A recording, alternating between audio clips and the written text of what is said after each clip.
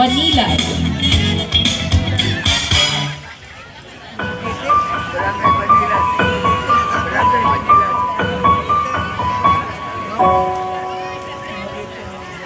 Ang natutuwang baliw, yaman ay pinagyapang dahil ari niya ang araw, pati ang buwan.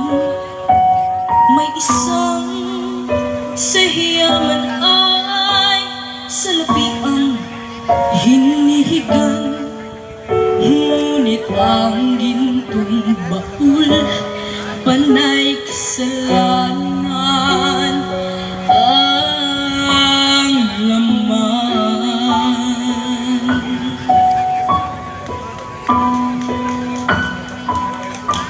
Sinasambit ng baliw, awit na walang laman. Ulo mo'y maikiling, tatawagin mong hangal. May isang hindi baliw, ibang awit na alam noong araw kung magdasal. Sinungaling di naman.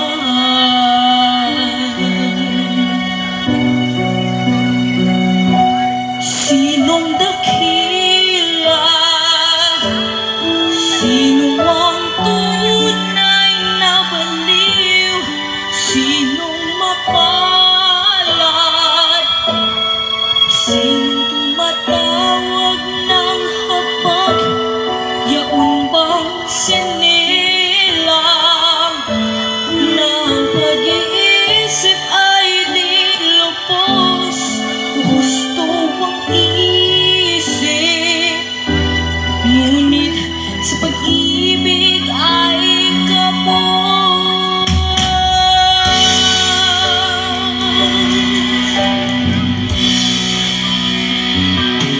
Ang kaniyang tanging suot ay sirang damit na nakikirami sa isip niyang punit-punit.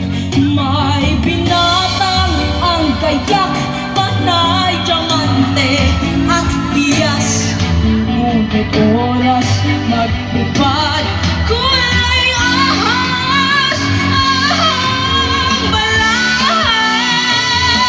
Sinong dakila? Sinong ang tunay na baliw? Sinong mapatad? Sinong tumatawag ng hapag? Yaon pang sinihang ng pag-iisip ay di lubos. O gusto ang isip, sa pag-ibig ay kapos.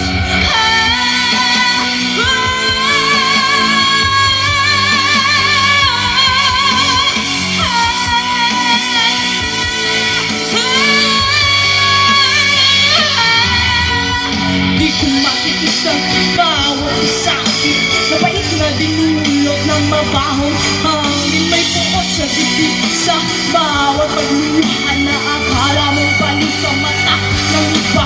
Kaya't sinong mapalat? Sinong sa puso at isip ay sa lahat? Sino?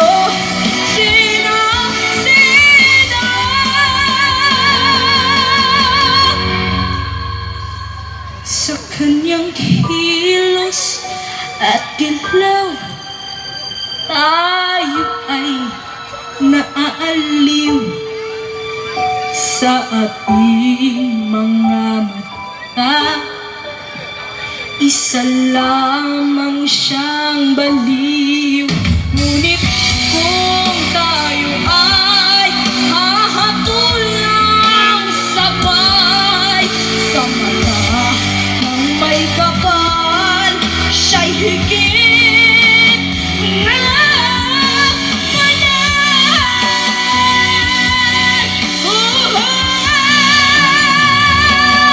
Sinong dakila?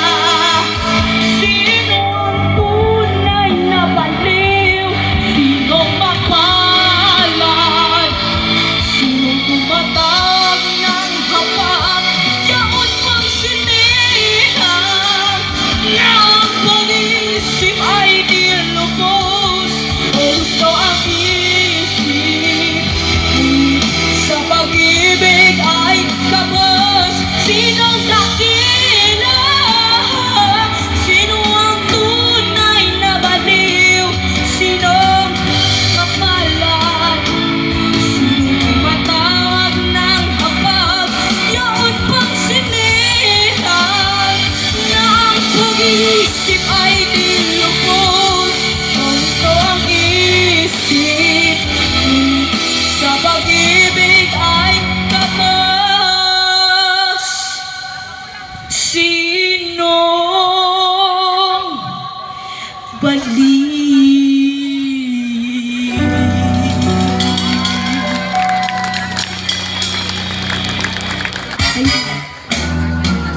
Teen Idol finalist number 9.